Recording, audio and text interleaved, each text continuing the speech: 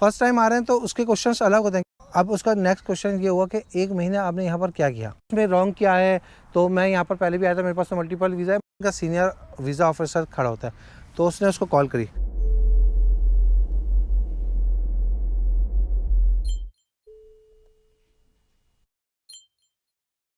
Hello, welcome back. Start है another video from Tirana से। भाई आज हमारे डे की जो है वापसी है, हमें यहाँ से वापस जाना है यूके। होता क्या है, यहाँ पर लोग काफ़ी लोग जो है मैंने देखा हॉस्टल वगैरह के अंदर भी कुछ जगह पे दूसरे एशियन कंट्रीज़ के जो है वो आए हुए हैं, क्योंकि यहाँ का वीज़ा वगैरह बहुत ईजिली आपको मिल जाता है। तो यहाँ से जो है आप ईजिली लोग डंकी वगैरह भी लगाते हैं।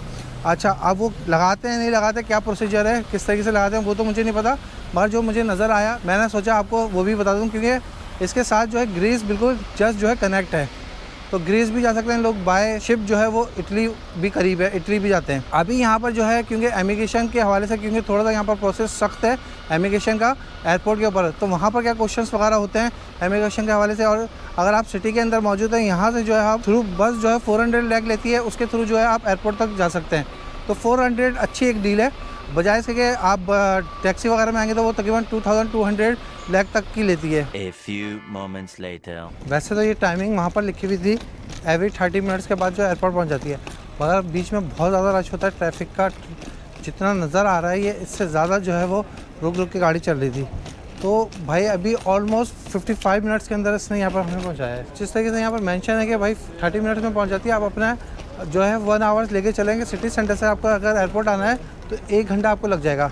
और साथ ही साथ जो है यहाँ पर आपको रेंटा कार के हवाले से, इवन के एयरपोर्ट के ऊपर आपको इतने ऑप्शन मिल जाएंगे रेंटा कार के। बहुत ज़्यादा शॉप्स वगैरह यहाँ पर रेंटा कार की मौजूद है। सारा ये रेंटा कार का एरिया है, इतनी शॉप्स हैं यहाँ पर, इतनी शॉप्स हैं रेंटा कार की। क्योंकि मैंने देखा था कोई लोग कहते हैं बिज़नेस के पॉइंट ऑफ व्यू से रेंटा कार का बिज़नेस अच्छा है। तो अगर आप इस मार्केट में इन हो सकते हैं, क्योंकि आपको लैंग्वेज वगैरह भी आनी चाहिए, तो बेस्ट है, क्योंकि बिज़नेस बहुत है यहाँ पर रेंटा कार का। और अगर आप फर्स्ट टाइम यहाँ पर पहुँचते हैं तो भाई यहाँ पहुँचने के बाद जो है आप जस्ट जो है सामने एयरपोर्ट है, एयरपोर्ट से जैसे आप बाहर आएंगे यहाँ पर जो है आपका टर्मिनल के साथ ही जो है टैक्सी स्टैंड नज़र आ जाएंगे। और ये साथ जो है रेंटल कार की शॉप है। अच्छा, टैक्सी के जो है सिटी सेंटर जाने के यहाँ से तकरीबन 20 यूरो टू 25 यूरो के इन बिटवीन जो है वो चार्ज करते हैं। और अगर आप बस से जाते हैं 4 यूरो चार्ज किया जाता है। और अगर आप इनकी करेंसी देते हैं तो 400 जो है लैख जो है चार्ज किया जाता है। यहाँ पर यही टर्मिनल है जो अराइवल और डिपार्चर दोनों के लिए है। अच्छा, नेक्स्ट मैं बात करूँ अगर यहाँ पर जो है सिम के हवाले से, सिम्स का जो पैकेज है वो यहाँ पर ऑलमोस्ट आपको 25 यूरो से कम का नहीं मिलेगा। सबसे बेस्ट ये है कि अगर आप जो है यूरोप से आ रहे हैं या आप जो है वो यूके वगैरह से आ रहे हैं, तो उसमें आपको बेस्ट बेनिफिट क्या मिलेगा, उसमें आपको बेनिफिट ये मिलेगा कि आप जो है वो बजाय इसके जो है यहाँ से सिम लें, यूके से अगर आप आ रहे हैं तो लिबारा की जो सिम है उसी के अंदर आप रोमिंग वगैरह ऐड कर लें। 5 पाउंड के अंदर जो है वो आपको 8 दिनों के लिए जो है वो 2 GB इंटरनेट और 50 मिनट्स 50 SMS मिल जाते हैं। और अगर आप इसी तरीके से यूरोप से आते हैं तो यूरोप से भी आपको बहुत ज़्यादा चॉइसेस मिल जाती हैं, रोमिंग वगैरह आप ऐड करते हैं, तो यहाँ पर आपको वो चीप पड़ेगा। थोड़ा वेटिंग एरिया में बैठना है, यहाँ पर आप बैठ सकते हैं। साथ ही साथ जो इधर जो व्हील चेयर वगैरह आपको चाहिए वो भी आपको यहाँ से मिल जाती है। यहाँ से जो है हम डिपार्चर के लिए जा रहे हैं। ओके, डिपार्चर से पहले भाई बोर्डिंग पास लेना है। तो बोर्डिंग पास यहाँ से नहीं मिलेगा, इसमें डायरेक्ट बोर्डिंग पास इनसाइड है।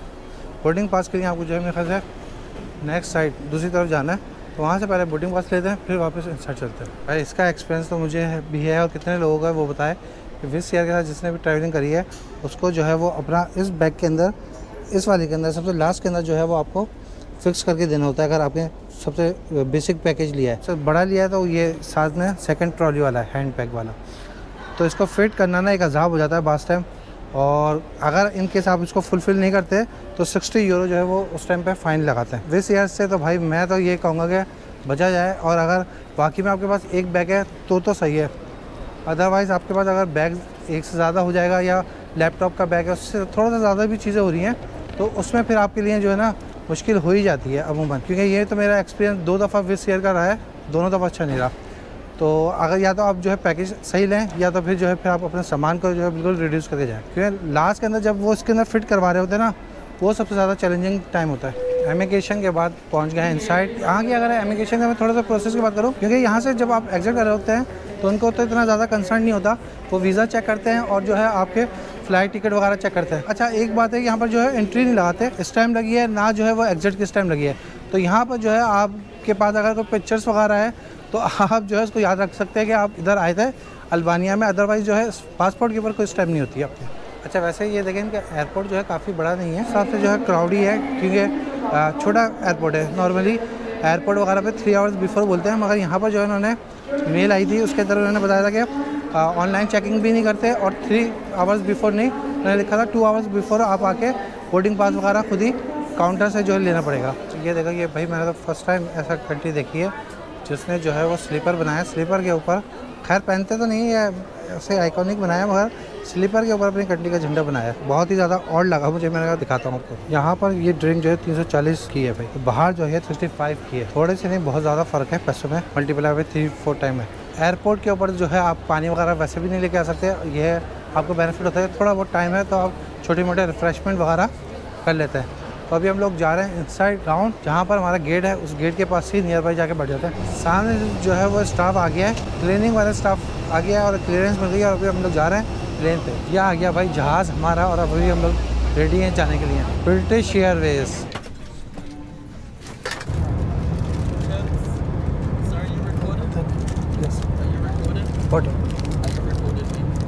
नो नो ब्रिटिश एयर वालों को जो है ना बजट बहुत ज़्यादा कम हो गया, तो अब जो है ना वो एक बिस्किट और एक पानी की बोतल आपको मिलता है।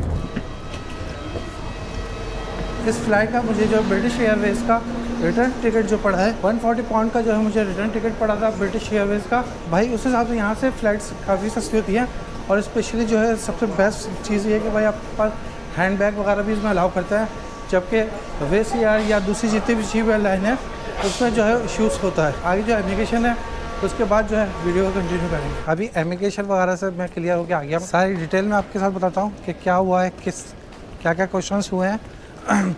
मुझे तो डर ही लग गया था, मैंने कहीं साइड में रह जाए क्योंकि उसने एक और ऑफिसर को जो बुला लिया था। The next morning. अच्छा मैं आपको अब डिटेल बताता हूँ क्योंकि हमारे घर के सामने जो है वो एक पार्क था, मैं सोचा यहाँ पर आके इजीली हो गया आपको सब डिटेल बताऊँ हुआ क्या था। इमिग्रेशन काउंटर के पहुँचने के बाद जब मैंने पासपोर्ट वगैरह उसको दिया तो उसने पूछा मुझे कि आप जो है वो कहाँ से आ रहे हो, तो मैंने बताया उसको तिराना से आ रहा हूँ। पूछा कितने दिन के लिए आप वहाँ पर रुके थे, मैंने उसको आया 4 डेज़ के लिए। फिर नेक्स्ट क्वेश्चन था कि आपकी रिटर्न फ़्लाइट कहाँ की है, तो मैंने उसको रिटर्न फ़्लाइट उसने बोला दिखा भी दें, तो मोबाइल मेरे पास था, मैंने मोबाइल से उसको निकाल के जो है रिटर्न फ़्लाइट दिखाई। तो ज़ाहिर बात है मेरी रिटर्न फ़्लाइट जो है मैं ओमान से यहाँ पर आया था विदिन अ मंथ के लिए, और 1 महीने के बाद जो इन बिटवीन जो 1 मंथ के अंदर मुझे तिराना का टिकट वगैरह भी चीप मिल रहा था, तो मैं वहाँ पर चला गया। तो उसने पूछा वहाँ पर आप कितने दिन रुके, तो मैंने कहा कि मैं वहाँ पर 4 दिन रुका।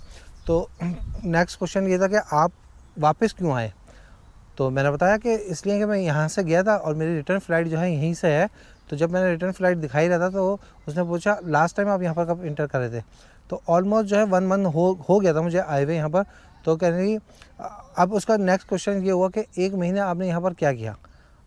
अब थोड़ा सा इसको जस्टिफाई करना मुश्किल होता है कि भाई 1 महीने आपने यहाँ पर क्या किया, तो मैंने उसको बताया 1 महीने में एज अ टूरिज़्म ही के मतलब टूरिस्ट के पॉइंट ऑफ व्यू से था। तो मैंने जो है वो कुछ जगहों के नाम बताए, यूके लंदन के मेन अट्रैक्शन जितनी भी होती हैं उन सब के नाम बता दिए 1 बाय 1 कि ये यहाँ मैंने विज़िट करा है। तो उसने पूछा आपके पास उसकी पिक्चर्स वगैरह हैं, तो मैंने कहा पिक्चर्स मोबाइल में ही हैं। खैर एनीवे ये बात ख़त्म हुई। फिर उसका नेक्स्ट क्वेश्चन था आपने विदिन अ मंथ जो यहाँ पर रुके आप कहाँ रुके थे, तो मैंने बताया कि मेरे पास जो हॉस्टल वगैरह थे कुछ मैं वहाँ पर रुका था। तो उसने कहा अच्छा वो दिखाएं हॉस्टल वगैरह आप कहाँ रुके थे। तो एक हॉस्टल था मेरे पास 1 डे का जो है स्टे था उधर, मैं 1 डे वहाँ रुका था, वो मैंने दिखाया। उसके बाद जो है एक मेरा बर्मिंघम का था तकरीबन 7 to 8 डेज़ का। टोटल मैं जो इस तरीके से मैंने दिखाया होटल वगैरह का 10 डेज़ का ऑलमोस्ट बन रहा था। बाकी के डेज़ उसने अच्छा हुआ नहीं पूछा कहाँ थे, तो खैर मैंने भी नहीं बताया, जब उसने नहीं पूछा बात उतनी ही करनी चाहिए जितनी वो सवाल करे। फिर उसने पूछा अब यहाँ पर आप कितने दिन रुकेंगे, मैंने 3 दिन रुकूंगा।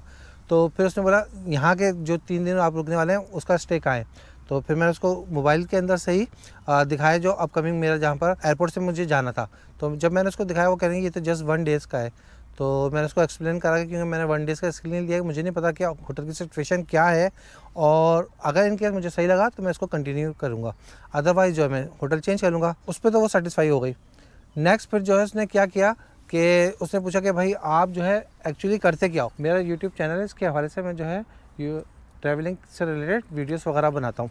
तो उसने पूछा अच्छा ठीक है, तो वैसे उसने फिर नेक्स्ट क्वेश्चन करा कि आपका ऑक्यूपेशन क्या है, मतलब ये तो चलो आप वीडियोस वगैरह बनाते हो। तो फिर मैं उसको अपनी जॉब बताई कि भाई मेरा एज आ सॉफ्टवेयर इंजीनियर हूँ। फिर उसने पूछा लास्ट टाइम आप यहाँ पर कब आए थे, मैंने बताया लास्ट ईयर में आया था। उसने फिर पासपोर्ट के पेजेस वगैरह भी चेंज करे, तो तो उसने चेक करा के लास्ट टाइम में जब आया।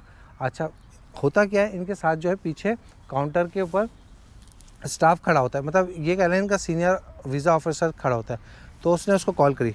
अरे मैंने कहा यार अब तो ये लंबा गेम हो गया मतलब वो सेटिस्फाई नहीं हो पा रही थी कि मैं दोबारा क्यों आ रहा हूँ और यहाँ से जो है मुझे क्यों जाना है और दोबारा मैं इतना लॉन्ग स्टे मैंने यहाँ पर क्यों किया है।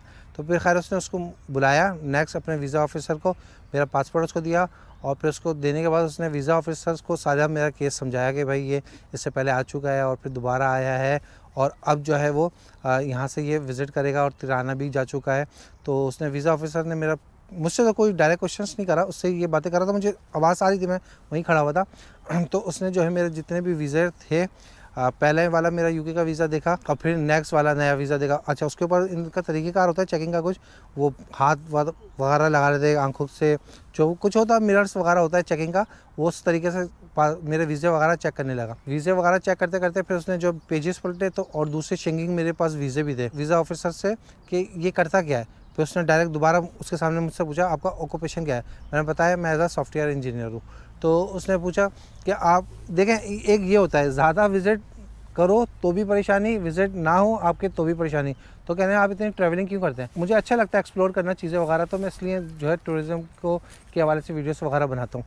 तो खैर उसके बाद उसने वीज़े वगैरह मेरे जितने भी थे उसको देखता रहा और जो है फिर उसने उसको बताया कि इसके पहले ये जर्मनी गया है, इटली गया है, यहाँ गया है ये। अच्छा बात यह है कि वो मेरे वीज़े को तो चेक कर रहा था, जिस एयरपोर्ट की स्टैम्प लगी हुई थी ना उसको भी डिटेक्ट कर रहा था, मतलब रीड कर रहा था स्टैम्प भी फेक तो नहीं है। तो बता रहा था कि मतलब बर्लिन गया है, मिलान गया है, इस तरीके से सिटीज़ के नाम भी ले रहा था। तो उसके बाद उसने शोल्डर हिला के पूछा क्या करना है। तो उसने बोला इट्स ओके, मतलब उसने लाइट लिया। तो मेरी थोड़ी जान में जान आई। तो फिर उसने पूछा ठीक है अब आप यहाँ पर रुकेंगे तो नेक्स्ट जो है आपका प्लान क्या है, आप क्या करने वाले हो। मैंने कहा जस्ट 3 डेज़ हैं, इसके अंदर डेफिनेटली मैं थोड़ा सा रेस्ट वगैरह करूँगा क्योंकि मैं ऑलरेडी बहुत ज़्यादा ट्रैवलिंग कर रहा हूँ। उसके बाद जो है मैं 3 डेज़ के बाद फ़्लाइट है। सेम वही क्वेश्चन उसने दोबारा रिपीट करे बताने के अंदर। इस वाली वीडियोस के अंदर मुझे 2 से 3 मिनट लगे थे और वहाँ सोचे मुझे तकरीबन 10 मिनट से ज़्यादा जो है उसने मुझे खड़े करके रखा और 10 मिनट तक वो क्वेश्चंस वगैरह मुझसे डिफरेंट वे के अंदर करता रहा कि आप जो है यहाँ पर, वो ये देखना चाहता था आपने यहाँ पर क्या क्या किया और कहाँ कहाँ रुके, 1 महीने का आप जस्टिफाई करें। मैंने अपने तौर से जितना जस्टिफाई कर सकता था मैं उसको किया और उसको सारे आंसर वगैरह दिए। तो खैर उसने वीज़ा स्टैम्प करा और फिर मुझे एंट्री दे दी। थोड़ी सी नहीं बहुत ज़्यादा टेंशन इस सेंस में हो जाती है जब 1 से 2 क्वेश्चन आपके साथ हों तो ईजी है, मगर जब आपके साथ जो क्रॉस क्वेश्चन भी हो रहे हो और वो आपका कॉन्फिडेंस लेवल भी चेक कर रहा हो। अच्छा यहाँ पर होता क्या है, हम भी पैनिक हो जाते हैं, पैनिक तो मैं भी हो गया था, मतलब रूडली पूछते हैं तो इसमें रॉन्ग क्या है, तो मैं यहाँ पर पहले भी आया था, मेरे पास तो मल्टीपल वीज़ा है, मतलब इस तरीके से आर्गू देना शुरू कर देते हैं।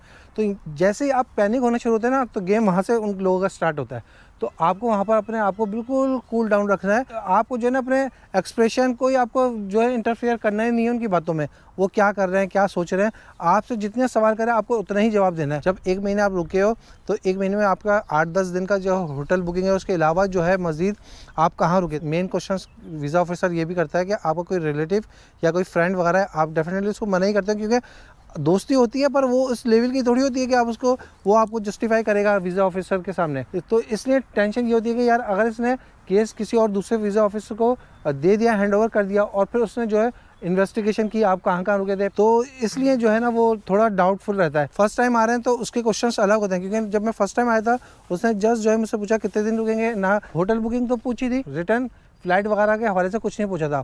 मगर नेक्स्ट टाइम जब मैं, क्योंकि यहीं से मैंने एग्जिट किया था, दोबारा मैं with in a few days के अंदर वापस आया हूँ, तो उससे उनको जो है ना एक थोड़ा सा ये कह लें रिस्क फैक्टर बढ़ जाता है कि ये बार बार इतनी जल्दी जल्दी क्यों आ रहा है। जब भी आप इस तरीके से विज़िट लगाएं या कुछ भी करें तो आप जो है अपना पूरा होमवर्क करके जाएं कि नेक्स्ट अगर वो ये क्वेश्चंस पूछेगा तो आपको उसको जस्टिफाई करना है। तो मैंने सोचा भाई ये भी बताऊं कि अगर आप लोग दोबारा यूके आ रहे हैं तो अपने प्लान वगैरह बना के लाएं और अपने साथ डॉक्यूमेंटेशन और आंसर वगैरह कंप्लीट करके आएँ कि अगर ये पूछे तो आपको क्या जवाब देना है। तो इसके साथ ही इस वीडियो को यहीं पर क्लोज करते हैं, मिलते हैं अनदर वीडियो में अनदर लोकेशन में फ्रॉम यूके।